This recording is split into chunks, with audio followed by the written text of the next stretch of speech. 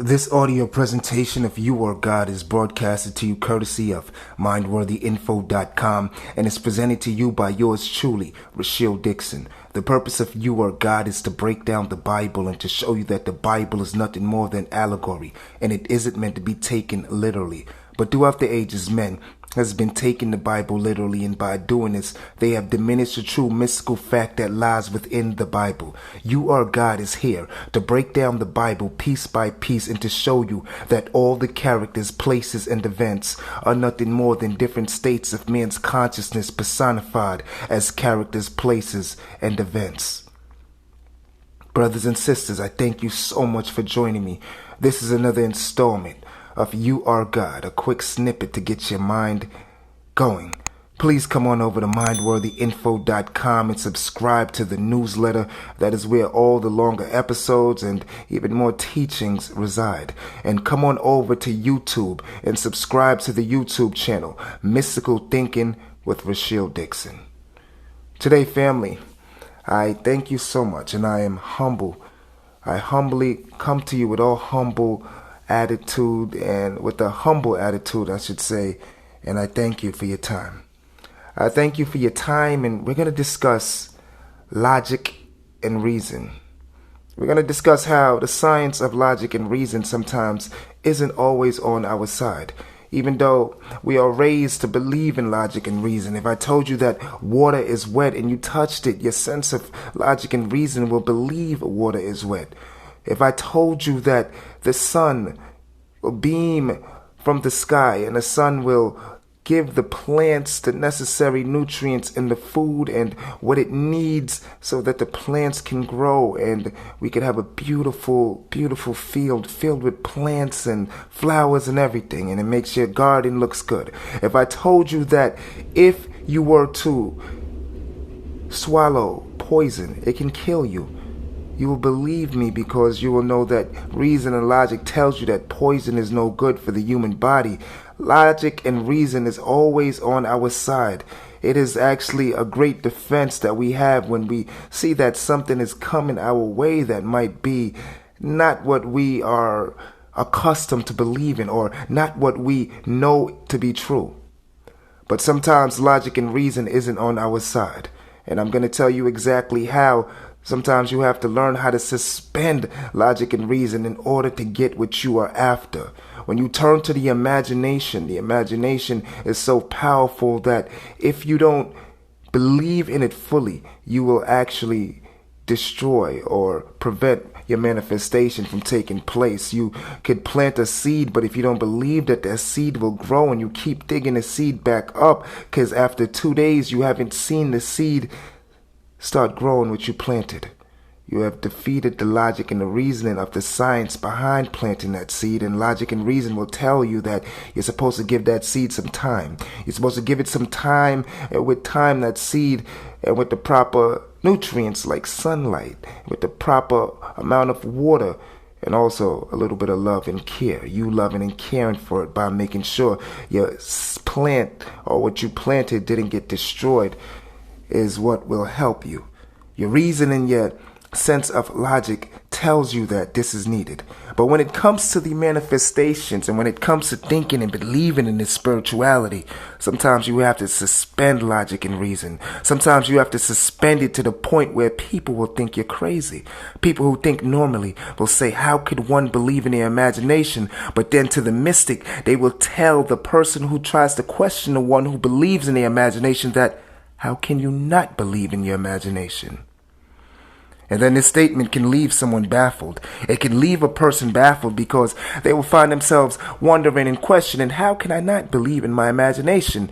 And then you tell them, yes, your imagination creates your reality from the automobiles, from the airplanes, from the roads, from the cell phones, from the computers, from every piece of equipment or everything that we have now in the human existence. It comes out of the human imagination. So now the person who doubts the power of the imagination might turn away, and they might say, okay, you're right, that did come out of a person's mind, but that's all the imagination has. But they won't understand the science behind using the imagination.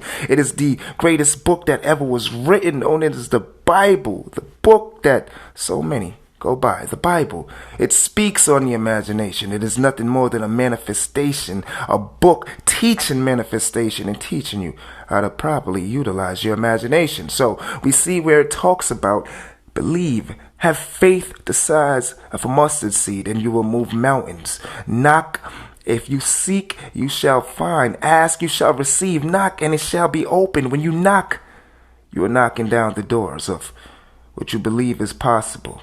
When you open the door, you enter it with a sense of pride because you knew it was going to be done. You ever thought of a manifestation or wrote something down and then you seen that it manifested exactly the way that you wanted to, or it might not have went the way that you wanted to, but things unfold in a certain way where it falls into your lap, and when it does, you are filled with joy and you're like, wow. And sometimes it might even blow you away and it might feel like deja vu. Deja vu is something that you relive because you believe that you already lived this scene, or the scene already took place. It took place in your imagination, and now all that's happening is that the chips are now coming together and everything is coming in place. And what's happening now is the manifestation of what you previously planted and thought. Just like how I say, when you plant a seed, your science of logic and reasoning, the science that you have, should tell you that plant the seed and let it go. Forget about it. Water it. Treat it with respect. Nurture it. And the rest will happen by nature. The sun. Everything else will come into play, and your seed will grow into a beautiful plant. It will grow into a beautiful flower. It will grow into whatever you choose, whatever you want it to be, because you believe in what you're doing. The same that you should believe in what you're doing when you put something in your imagination. But sometimes you look around and you see reality and things could be falling apart. And then reason and logic plays such a major role. And reason and logic will have us thinking it can't happen. And then the avenue of doubt is what you start to drive on. And you start to look around and you say, why me? I don't think it's possible. I don't truly believe. But what I'm telling you is, if you suspend reason and logic, if you believe in your imaginal acts and believe in your imagination and know that it is God, as in the imagination is where creation happens, and God is a creative force, and God is nothing more than the creative force that rests within a man and in the universe. Everything where creation can be found, whether it's from the creation of the cosmos or the creation of an idea or the creation of a plant, is also where you can find the essence of God, which is the supreme being and the creative power. This is a creative force that is not a good force or a bad force. It's like a firearm. It's neither good or bad. It's only powerful, and its use is determined, and it basically based on the eye of the individual who is using the firearm. So if a person buys a gun and they see it as a tool to hunt, to feed their family, or to protect their family, they're using it in a way that can help them and those who they care about. But if they buy one to go mow down a mall of innocent people or to go do some crime or break the law, they're using it in a bad way. It's neither good or bad. It's only based on the individual, or based on the intention of the individual that is using it, that makes it good or bad.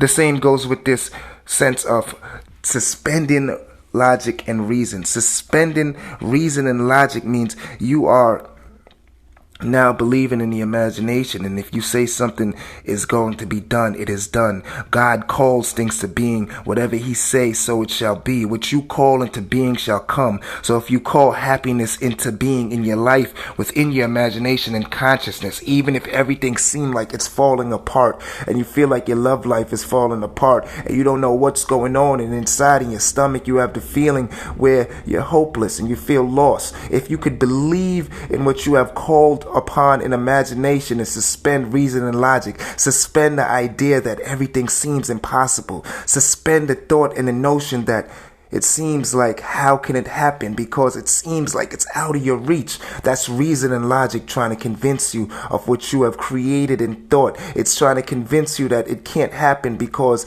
you're such a person filled with so much reason and logical thinking that this reason and logic can kill any imaginal act that you try to have, because it's going to sound like it's impossible. It will sound like a fairy tale, when the only fairy tale that you must pay attention to is a fairy tale that society tries to tell you that life is hard, and society tries to spoon feed you a bunch of nonsense by making you think that a person cannot create as they believe. Even in the good book, it speaks about all it takes is belief. Belief. He that believes anything is possible will always get things done. Things are only impossible to those who doubt the possibility and doubt the science of what can be possible. Reason and logic will pull you back in some senses, and in some instances, I should say, but reason and logic is a beautiful thing. We're supposed to have reason and logic. It's a science of reason. It's understanding. But we are also not supposed to take it to the point where we start to deny our own good and accept the world at face value. The minute you do that, you are no longer living to be the person who is living for the greater being and the greater good of you, but you are now living for the outside world and going by what life is giving you, and so it keeps on giving you whatever you accept. And the minute you choose to deny it will be the minute you choose to step up and rise to the occasion. Reason and logic holds people back from achieving great things because reason and logic will be so true in their life that they think it's impossible because they have no connections. They don't know the right person. They are poor. They don't have the right funds. They don't have nothing. And so reason and logic keeps them at a standstill. But if you can use reason and logic where it needs to be used and suspend it in areas that it needs to be suspended, you will see how important this will be. You will see the power and the efficacy of your imagination and the power that it holds. And so when people think that everything is going bad and things are going downhill, you will sit back, you will be still in a chair, and you will know that the power of the silence is more powerful than whatever the outside world is telling you, because in the silence you will create. And as you create, you will put reason and logic to the side, and your faith the size of a mustard seed will be as real as it could be. You will believe in what you created the same way that you believe that tomorrow the sun will rise. And so the sun will rise for you. And out of the darkness will come light, and the light will be illumined, and it will be shined upon any area where you thought before it was filled with darkness, and it was filled with clouds of insecurity and not knowing where you will go. Your imagination will create a way for you to be secured in all your paths and in everything that you do. When you suspend reason and logic, you suspend the thing that can possibly hold you back. Now, we're not talking about suspend reason and logic all around to where now you're walking around this world naive. We're talking about suspend reason and logic when it comes to your imaginal acts. No matter how impossible it might seem, if you believe it's impossible, then it will always be that. But if you can hold on to the idea that what you place in thought will always show up, because it does, it always do. And if you pay full attention to it, you will see exactly what I say. And you will see exactly what I mean. And you will see the meaning of why the power of your awareness is very important. The more you're aware to what you say, what you think, and how you feel, your actions will follow that. And when your actions follow that, if you do a goal or you do something that is goal-oriented, you will always achieve your goal.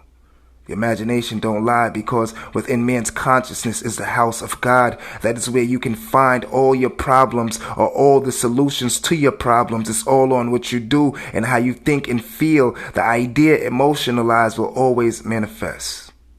You don't need to do anything else that will defeat you, but just hold yourself up and see yourself in a state of where your imagination is powerful, more powerful than what you were taught about reason and logic. Reason and logic can at times destroy you. It was a great teacher known as Jesus Christ, which is nothing more than your illumined reason and your ability, your awakening reasoning, your ability to differentiate what's good, what's bad, get your ability to see the power of your thoughts, the ability to see that thoughts are things. You attract what you believe and become what you imagine. It was the teachings that the authors wrote about Jesus that speaks about belief, speaks about knowing thyself. And to know thyself is to know God. Me and my Father are one. The Father is the awareness to the illumined reason and the ability to know that you are the Father of all the thoughts, the Creator. You are the one who can cause happiness in your life or cause sadness. No man lay down my life.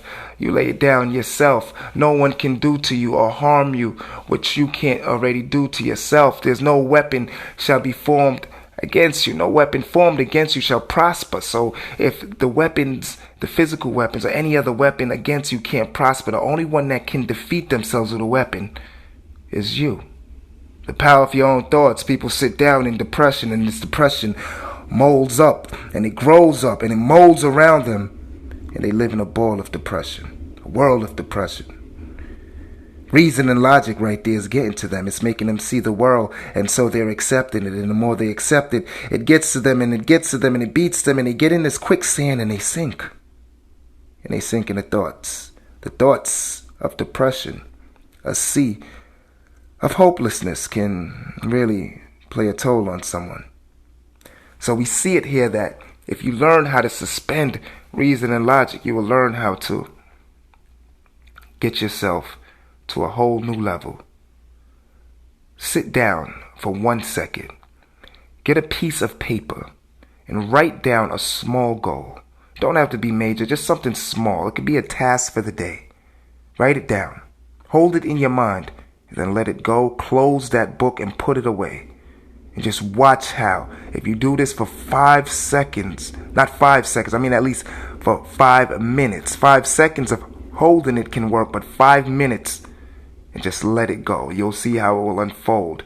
It's because the subconscious put things to work when you don't put in the most effort and you use the laws of least effort, but yet in your mind and in your emotions and your consciousness, you held on to it and you let it go. It will bring about what you place in there. And that's a good way to help suspend reason and logic when it comes to your imaginal acts, because mystical thinking isn't like regular thinking. You have to see your ideas and your thoughts as your companion and as your ally, rather than how the outside world see their thoughts and their ideas as their enemies, and it always defeats them. Think about that. Brothers and sisters, I thank you so much for joining me for this quick snippet of You Are God. This has been Rasheeal Dixon. Please come on over to mindworthyinfo.com and subscribe to the newsletter. The teachings and the conversation is always continued there. Stop on over at YouTube and come and subscribe to the YouTube channel, Mystical Thinking with Rasheeal Dixon. You get nothing more than visual teachings of what we teach here, and what you get there is also a continuation, and it helps you when it comes to your manifesting. So please come on over to YouTube, subscribe to Mystical Thinking with Rasheeal Dixon. Until next time, brothers and sisters, I know that you will stay blessed, and may you all have a good one. Now let us go into the silence.